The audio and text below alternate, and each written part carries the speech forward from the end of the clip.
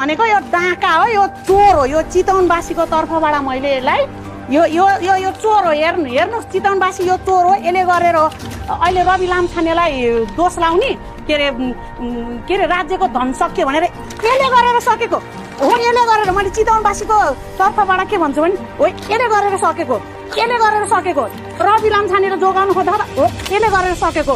त्यसलाई भेट्यो भने त्यो र म लड्छौँ, त्यो पुलिस नलिकन आओस्, त्यो डल्ले मुर्दा कालेसित म त्योसित झ्याम लड्छु। दर्शकबिन युवराज सफल भनिने व्यक्तिसँग चितवनवासी अत्यन्तै आक्रोशित भएका छन्। चितवनमा पुग्यो भने त्यसलाई जहाँको त्यहीँ मारिदिने भनेर चेतावनी समेत दिएका छन्।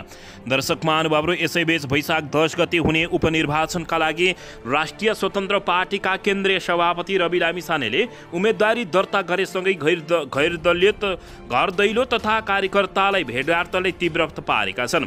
उनका निजी सचिव प्रकाश सिग्देलका अनुसार मनोनयन दर्ता गर्नु अघिदेखि नै निर्वाचनको तयारी गरिरहेको हो। मनोनयन दर्तासँगै दलका नेता कार्यकर्ता भेटघाट लगायत काममा व्यस्त भइरहेको उनले बताएका छन्। कालिका नगरपालिका 5बाट घर दैलो कार्यक्रम सुरु गर्न लागि जानकारी दिँदै सिग्देलले राष्ट्रिय स्वतन्त्र पार्टीले घर दैलो कार्यक्रमलाई तीव्रता बनाउने भन्दै घर दैलो कार्यक्रम कोणसभाकै स्थानमा हुने समेत उनको भनाइरहेको छ। गत मङ्सिर 4 गते सम्पन्न प्रतिनिधि सभाको निर्वाचनमा चितवन 2बाट निर्वाचित राष्ट्रिय स्वतन्त्र पार्टीका केन्द्रीय सभापति रवि लामिछानेले नागरिकता मुद्दामा दोषी ठहर भएपछि सांसद पद खारेज भएको थियो। रवि लामिछानेको सांसद पद खारेज भएपछि उपनिर्वाचन हुन लागेको हो। उपनिर्वाचनमा चितवन क्षेत्र नम्बर 2मा 1,24,695 जनाले मतदान गर्न पाउनेछन्। उनीहरूले 43 स्थानमा 188 मतदान केन्द्र रहनेछन्। यसअघि सोही निर्वाचन क्षेत्रमा निकटतम प्रतिस्पर्धी भन्दा तीव्रभन्दा बढी मतले विजय लिएकोमा अहिले 100% रवि लामिछानेले मतान्तरले जित्ने बताइएको छ। दर्शकबिन, यसैबीच चितवनमा रहेका साना तथा ठुला सबै दलले आगामी वैशाख 10 गते चितवन क्षेत्र नम्बर 2मा हुने उपनिर्वाचनलाई लक्षित कार्यक्रम सुरु गरेका छन्। स्वतन्त्र उम्मेद्वार समेत रहेका प्रचारका लागि गाउँ गाउँमा पस्न थालेका छन्।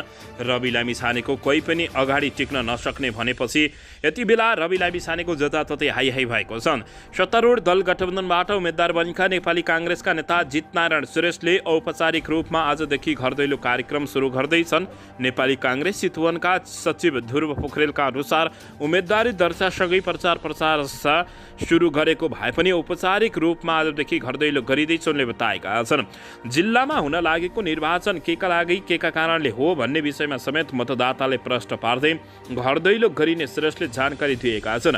उनले भने आजदेखि घर दैलो कार्यक्रम सुरु हुन्छ भएको छ। हामीले जनताको विश्वास र मत दुवै पाउने विश्वास छ। घर दैलो कार्यक्रमका लागि नेपाली काङ्ग्रेस शीर्ष नेतृत्व जिल्ला आउने कार्यक्रम रहेको छ। काङ्ग्रेस महामन्त्री द्वय विश्वप्रकाश शर्मा र गगन कुमार थापा लगायतका नेता घर दैलो कार्यक्रममा सहभागी हुन जिल्ला आउने कार्यक्रम रहेकोले जानकारी दिएका छन्। सत्तारूढ दल गठबन्धनले भरतपुर महानगरपालिका 3बाट घर दैलो कार्यक्रमको सुरुवात गर्दैछ। यता नेकपा एमाले चितवनले पनि आफ्नो घर दैलो कार्यक्रम सुरु गरेको छ। इच्छा मनकामना गाउँपालिका 1 हात्तीवाङबाट घर दैलो अभियान सुरु गर्न लागेको नेकपा एमालेका जिल्ला उपाध्यक्ष कमल पाठकले जानकारी दिएका छन्। नेकपा एमालेले विगत 1 महिनादेखि मिसन ग्रासरुट कार्यक्रम सञ्चालन गरेको घर दैलो कार्यक्रमलाई सहज हुने बताएका छन्। यहाँ पार्टीका जिल्ला अध्यक्ष समेत रहेका रामप्रसाद नेउपाने उम्मेद्वार रहेका छन्। दर्शकबिन, मङ्सिर 4 गतिको प्रतिनिधि सभा निर्वाचनमा गुमेको साखलाई फिर्ता गर्ने दाउमा नेकपा एमाले रहेको उनले बताएका छन्।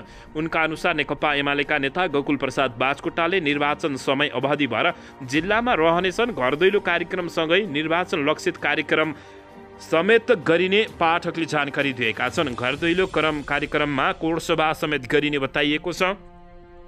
दर्शकबिन, यता राष्ट्रिय स्वतन्त्र पार्टीका केन्द्रीय सभापति रवि लामिछानेले उम्मेदवारी दर्ता गरेसँगै घर दैलो कार्यक्रम तथा कार्यकर्ता भेटघाटलाई तीव्रता पारेका छन्।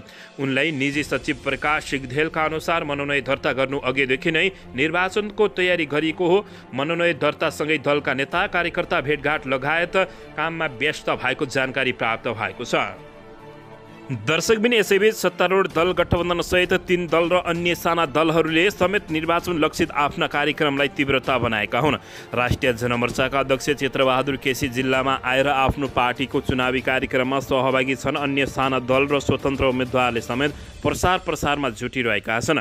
गत मङ्सिर 4 गते सम्पन्न प्रतिनिधि सभाको निर्वाचनमा चितवन 2बाट निर्वाचित राष्ट्रिय स्वतन्त्र पार्टीका केन्द्रीय सभापति रवि लामिछाने नागरिकता मुद्दामा दोषी ठहरिएपछि सांसद पद खारेजी भएको थियो। रवि लामिछानेको सांसद पद खारेजी भएपछि उपनिर्वाचन हुन लागेको उपनिर्वाचनमा चितवन क्षेत्र नम्बर 2 मा 1,24,695 जनाले मतदान गर्न पाउनेछन्। उनीहरूले 43 स्थानका 138 केन्द्रबाट मतदान गर्ने बताइएको छ। चितवनमा दर्शक महानुभावहरू रवि लामिछानेको अगाडि कोही पनि नटिक्ने लगभग पक्की भएको छ। दर्शक महानुभावहरू यसैबीच रवि लामिछानेको तत्कालका तगराहरू सबै हटेका छन्। यति बेला रवि लामिछानेका दुश्मनहरू पनि ढलेका छन्। चुनाव जितेसँगै सांसद हुँदै उपप्रधानमन्त्री बनेका बेला नागरिकता प्रमाणपत्र नै बदर भएपछि सबै पदहरू एकैसाथ गुमाएका राष्ट्रिय स्वतन्त्र पार्टीका सभापति रवि लामिछाने पुनः चुनावी मैदानमा उत्रिएका छन्।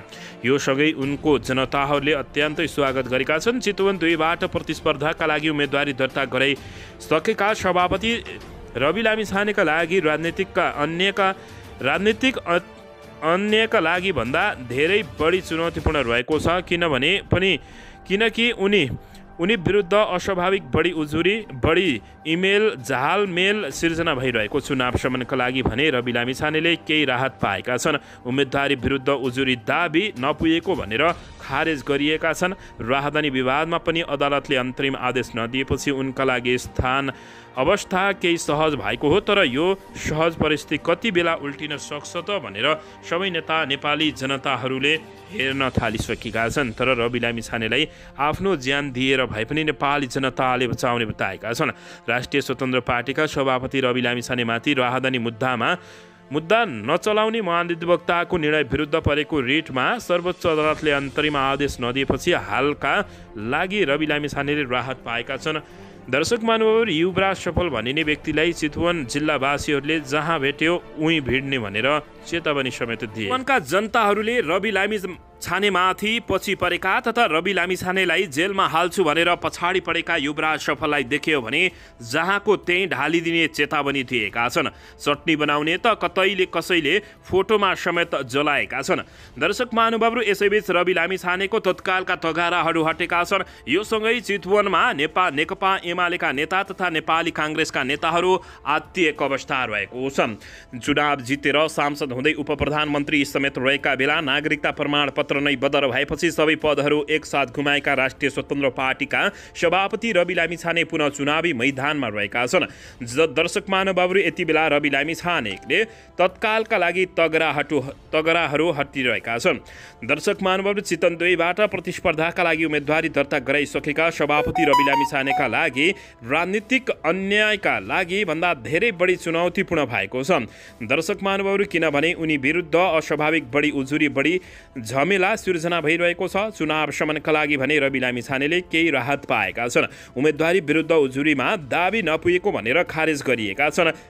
राहदानी विवादमा पनि अदालतले अन्तरिम आदेश नदिएपछि उनका लागि अवस्था केही सहज भएको हो। तर यो सहज स्थिति कतिको उल्टिन सक्छ त दर्शक महानुभावहरू राष्ट्रिय स्वतन्त्र पार्टीका सभापति रवि लामिछानेमाथि राहदानी विवादमा मुद्दा नचलाउने महाधिवक्ताहरूको निर्णय विरुद्ध परेको रिटमा सर्वोच्च अदालतले अन्तरिम आदेश नदिएपछि हालका लागि रवि लामिछानेले राहत पाएका छन्।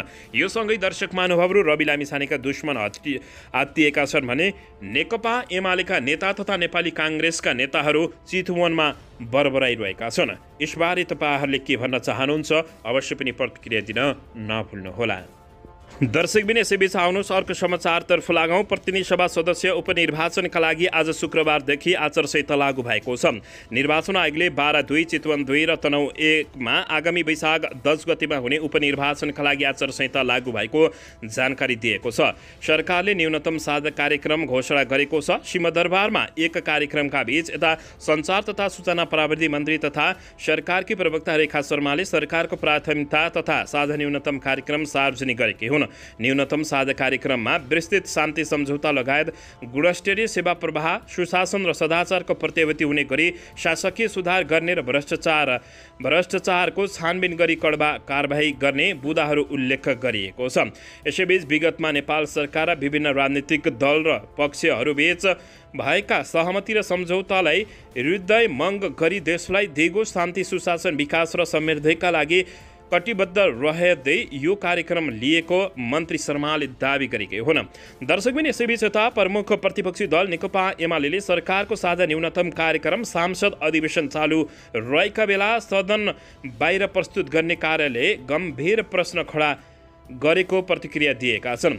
उक्त पार्टीका संसदीय दलका उपनेता सुभाष चन्द्र नेमाङले प्रधानमन्त्री लगायत सरकार सांसदप्रति उदारदायी बन्ने सुन्दर लोकतान्त्रिक पक्षलाई व्यवस्था गर्दै सदन चलिरहेको समयमा बाहिर त्यस्ता कार्यक्रम प्रस्तुत गरिनु गम्भीर चिन्ताको विषय भएको बताएका छन्। नियम विपरीत काम गरेका सरकार दर्शक महानुभावहरू, यसैबीच प्रधानमन्त्री पुष्पकमल दाहाल प्रचण्डले नियम विपरीत काम गरेका सहकारीलाई तत्काल नियन्त्रण गर्न निर्देशन दिएका छन्। बिहिबार राष्ट्रिय सहकारी महासङ्घले आयोजना गरेको राष्ट्रिय सहकारी महासम्मेलनमा सम्बोधन गर्दै उनले सहकारीप्रति नागरिकमा विश्वास टुट्न नदिन हुने समेत बताएका छन्। दर्शकबिन यसैबीच चितवन क्षेत्र नम्बर 2 मा रवि लामिछानेले शानदार जित हासिल पार्ने भएपछि नेकपा एमाले र नेपाली काङ्ग्रेस बडबडाएका छन्।